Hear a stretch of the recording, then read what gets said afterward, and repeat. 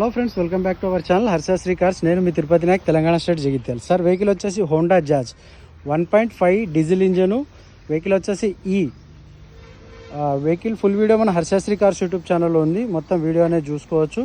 Vehicle తిరిగిన driven చూసినట్టయితే మీకు ఒకసారి రీడింగ్ అనేది చూపిస్తాను. సీట్ కవర్లు 100% ఉన్నాయి. ఇంటీరియర్ కూడా బ్రహ్మాండంగా ఉంది. టైర్ల పర్సెంటేజ్ వచ్చేసి 60% ఉన్నాయి సార్.